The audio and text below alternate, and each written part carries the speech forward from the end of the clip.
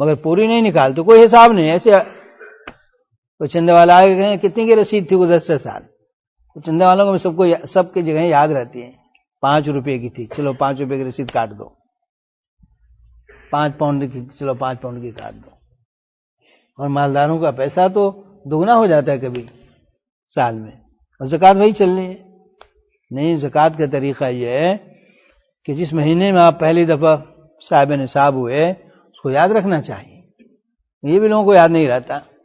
رمضان میں نکالتے ہیں عام طور سے، خیر رمضان میں نکالیے، چلیے نہیں یاد ہے تو اس وقت حساب کیجئے آپ کے پاس کتنا مال ہے وہ جس پر زکوٰۃ فرض ہے. اگر اچھی طرح معلوم نہیں ہے تو ضروری اور فرض ہے کہ آپ مفتیوں سے اور علماء سے اس کو معلوم کریں. ہم نے کچھ ایسے واقعات جانے ہیں جس سے پتہ چلتا ہے کہ بعض پڑھے لکھے لوگوں کو بھی صحیح مسئلہ معلوم نہیں ہوتا، کیونکہ طبیعت میں بخل ہے. وہ حتی الوسع یہی چاہتے ہیں کہ نہ نکالیں، پیسہ نہ نکالیں اور تھوڑا نکال کے بس کر دیں. تو پورا حساب ایک تاریخ مقرر کیجئے، اس میں حساب کر کے معلوم کیجئے، پھر 2.5% کا حساب کیجئے اور اس کی زکوٰۃ نکالیے. ٹھیک ہے فوراً سارا مال نکال دینا ضروری نہیں، مگر حساب تو اس معلوم ہونا چاہیے. اور زیادہ بہتر طریقہ یہ ہے کہ جب نیا سال شروع ہو تو تھوڑا تھوڑا نکالتے رہیے اور ضرورت مندوں کو دیتے رہیے اور لکھتے رہیے. پھر جب سال پورا ہونا اس وقت حساب کیجئے. اب حساب میں آیا کہ مثلا مجھ کو 500 پاؤنڈ دینا ہے، تو آپ نے دیکھا اب تک میں کتنا دے چکا، تو مثلا 200 آپ دے چکے، تو 300 اور باقی ہے، 300 نکال دیجیے. بہت آسان بھی رہے گا. روزہ بھی بہت سے لوگ ایسے رکھتے ہیں کہ سوائے بھوکے پیاسے رہنے کے کچھ حاصل نہیں. حدیث میں ہی کہا گیا روزے کے ساتھ غیبت ہے، روزے کے ساتھ لڑائی جھگڑا ہے، روزے کے ساتھ ترک صلاۃ ہے. روزہ رکھتے نماز نہیں پڑھتے. حج کرتے ہیں ایسے لوگ بھی حاجی ہوتے ہیں نا، ان کو لبیک بھی نہیں آتی، حاجی ہو کے آ جاتے ہیں. ایک دفعہ حج میں کچھ بوڑھے لوگ ملے اردو بولنے والے، بہت بھیڑ تھی بیت اللہ شریف کے بعد طواف زیارت میں، اور ان دنوں تو پورے 3 دن بھیڑ ہی بھیڑ رہتی ہے، نیچے اوپر سب بھرا ہوا. میں نے کہا مولانا صاحب ایسے میں کیسے طواف ہوگا، ہم نے بیت اللہ دیکھ لیا کافی ہے نا. شاید دیکھ کے چلے گئے ہوں گے. اور بھی بہت چیزیں سننے میں آتی ہیں، اللہ جانے کیا کیا ہوتا ہے. تو مسلم شریف میں صفحہ 103 کتاب الایمان میں یہ حدیث آئی، حدیث شفاعت میں، کہ حضور صلی اللہ علیہ وسلم ایک بڑی مخلوق کو جہنم سے نکالیں گے جو جل کے کوئلے کی طرح ہو گئی ہوگی، اور ڈائریکٹ جنت میں جانے والے مومن ان مسلمانوں کو جہنم میں پڑا ہوا دیکھ کر عرض کریں گے. اور یہ حدیث بخاری شریف میں بھی آئی ہے، کتاب التوحید میں جلد ثانی میں 1107 پر. عرض یوں کریں گے یا اللہ یہ ہمارے بھائی ہیں، اخواننا کانوا یصلون معنا ویصومون ویحجون ویعملون. ہم سفارش کرتے ہیں ان کو نکالا جائے، لیکن شروع میں شفاعت کی اجازت کسی کو نہیں ملے گی. جب سارے گناہ ختم ہو جائیں گے پھر اجازت ملے گی. ماشاء اللہ، چونکہ رائی کے دانے کے برابر بھی اگر ایمان ہوگا تو ایمان ایسی قیمتی چیز ہے کہ ایک نہ ایک دن ضرور جنت میں لے جائیں گے. تو ہمیں دونوں چیزوں کو اچھی طرح سمجھنا ہے. ایک تو یہ کہ ایمان اتنی قیمتی چیز ہے کہ ایمان کے بغیر نجات نہیں، اور ایمان ذرہ برابر بھی ہوگا تب بھی آدمی نکلے گا ایک دن جہنم سے. حتیٰ کہ مسلم شریف میں ایسے آیا ادنا ادنا ادنا من مثقال حبۃ من خردل، رائی کے دانے سے کم بھی ہوگا. رائی کا دانہ کتنا بڑا ہوتا ہے سب لوگ جانتے ہیں نا، رائی کا دانہ مستسی، اس سے کم بھی ہوگا تبھی جنت ملے گی. لیکن اگر ایمان کمپلیٹ نہیں ہے اور عبادات اور اس کے مقتضیات پورے نہیں ہیں تو یہ ہوگا جو آپ سن رہے ہیں، پہلے جہنم میں. کون چاہتا ہے؟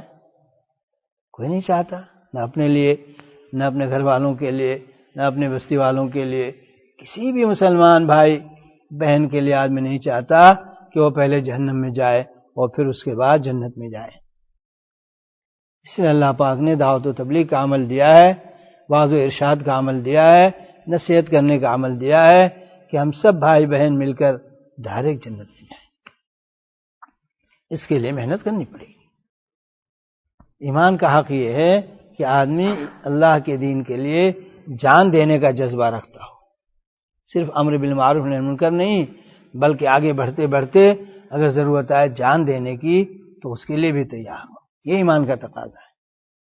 قرآن و حدیث میں اس کا بیان ہے، ان اللہ اشتری من المؤمنین انفسهم واموالهم بان لهم الجنہ یقاتلون فی سبیل اللہ فیقتلون ویقتلون، اور ایک قرات میں ہے سبعہ کی فیقتلون ویقتلون وعدا علی حقا فی التوراۃ والانجیل والقرآن۔ ایمان والے ان سے اللہ نے ان کی جان و مال کو جنت کے بدلے خرید لیا ہے، لہذا ایمان والے اپنی جان لے کر اللہ کے راستے میں نکلتے ہیں، یا تو اپنی جان دیں گے یا جو رکاوٹ بنے گا اس کی لیں گے، اور زیادہ کمال ہے اپنی جان دینا۔ دوسرے کی جان لے کر اس کو جہنم میں پہنچانا یہ زیادہ کمال نہیں ہے، زیادہ کمال ہے اپنی جان دے کے جنت میں جانا۔ نبی پاک صلی اللہ علیہ وسلم فرماتے ہیں وَدِدْتُ أَنْ أُقَاتِلَ فِي سَبِيلِ اللَّهِ فَأُقْتَلُ ثُمَّ أُحْيَا ثُمَّ أُقْتَلُ ثُمَّ أُحْيَا ثُمَّ أُقْتَلُ ثُمَّ أُحْيَا، بخاری شریف صفحہ 10۔ میرا جی چاہتا ہے کہ میں اللہ کے راستے میں جاؤں قتال کے لیے اور شہید کیا جاؤں، پھر زندہ کیا جاؤں، پھر شہید کیا جاؤں، یعنی بار بار اللہ اب میری جان اپنے راستے میں قبول فرمائے۔ یہ پیغمبر صلی اللہ علیہ وسلم کی دلی تمنا تھی، ہر مومن کی دلی تمنا ہونا چاہیے، اور کہنا چاہیے کہ ہر صحابی کی یہی تمنا تھی۔ اس لیے جب اللہ کے راستے میں ان کو شہادت ملتی تو وہ کیا کہتے؟ واہ ویلا نہیں مچاتے، او باپ او ماں نہیں پکارتے، بلکہ فزت ورب الکعبہ، خدا کی قسم میں کامیاب ہو گیا، جو چیز پانے کے لیے جس چیز کی طلب میں نکلا تھا وہ مل گئی مجھے۔ اللہ کا فضل ہے کہ جان اللہ نے اپنے راستے میں قبول فرما لی۔ یہ جذبہ ہوتا ہے ہر مومن کا میرے محترم دوست۔ دعوت و تبلیغ کی جو محنت ہے نا، اس میں اگرچہ بات چلتی ہے 3 دن سے، چلے سے، 4 مہینے سے، مگر ایک دفعہ بہت سال پہلے ہم نظام الدین میں تھے، حضرت مولانا سید احمد خان صاحب رحمۃ اللہ علیہ وہاں تشریف فرماتے، ان کی ایک مجلس تھی اوپر پرانے مرکز پر، تو فرما رہے تھے دعوت و تبلیغ کی محنت کا مقصد امت میں دین کے لیے جان دینے کا جذبہ پیدا کرنا ہے۔ دعوت و تبلیغ کی محنت کا مقصد دین کی خاطر امت میں جان دینے کا جذبہ پیدا کرنا ہے۔ اس لیے یوں درخواست کی جاتی ہے کہ اپنی قربانیوں کو دن بدن بڑھاتے رہیے، یہاں تک کہ ہم اس درجے تک پہنچ جائیں کہ اگر مطالبہ آ جائے جان کا تو اس کے لیے بھی تیار ہوں۔ لیکن چھت پر جانے کے لیے اڑ کے آدمی نہیں جاتا ہے، اسٹیپ بائی اسٹیپ جاتا ہے، زینہ بزینہ جاتا ہے۔ پھر اللہ پاک فرماتے ہیں کہ وعدن علیہ حقا فی التوراۃ والانجیل والقرآن، یہ اللہ کا سچا پکا وعدہ ہے تورات انجیل میں بھی اور قرآن میں بھی۔ پھر ایک جملہ فرماتے ہیں ومن اوفا بعہدہ من اللہ پر وقف کرنا چاہیے۔ ہمارے عام طور سے جو مصائف یہاں مشہور ہیں ان میں کوئی علامت وقف نہیں ہے من اللہ پر،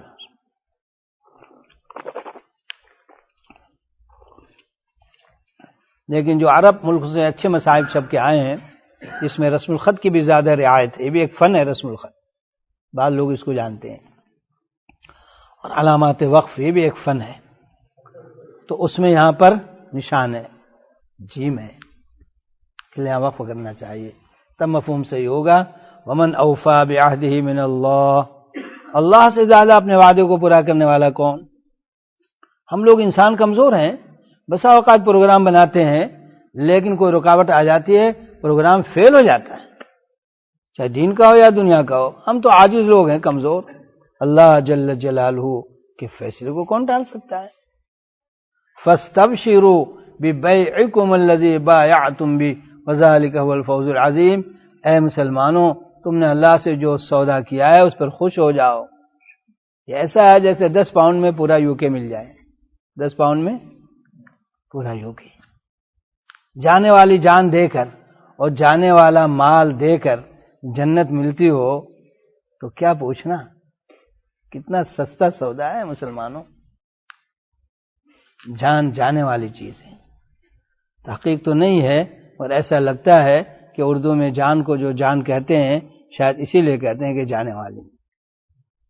اور مال کے بارے میں مشہور جملہ ہے عربی میں، المال غاد و رائح. مال جو ہے صبح شام آنے جانے والی چیز ہے، کسی کے بعد رہتی نہیں. اور ایک کتاب میں لکھا ہے بہت عمدہ مضمون، یہ اتنی غدار چیز ہے مال، اتنی غدار کہ انڈیا میں ہوں پتہ نہیں آج کل کتنے کی چائے ملتی ہے. ہمارے زمانے میں 50 پیسے کی ملتی تھی، تو 50 پیسے کی چائے بھی نہیں ملے گی جب تک وہ 50 پیسہ دوسرے کو نہ دیجیے. 5 روپے کی چائے بھی نہیں ملے گی، ایک بوتل پانی بھی نہیں ملے گا جب تک دوسرے کے بعد پیسہ نہیں جائے گا. جیب میں دکھلاتے رہیے بھر کے، کچھ نہیں ملے گا، پانی بھی نہیں ملے گا، چائے بھی نہیں.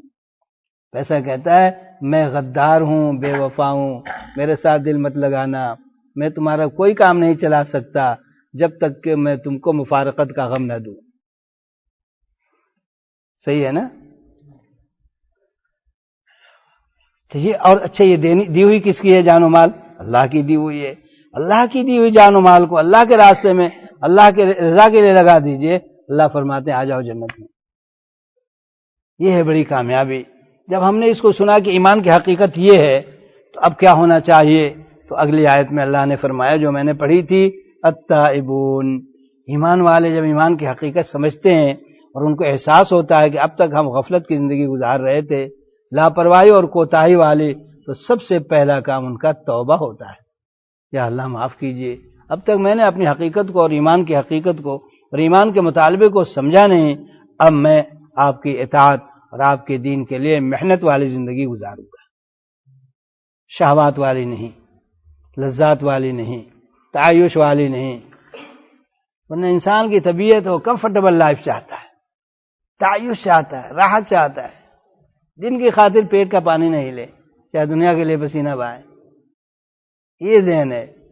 اللہ پاک کیا چاہتے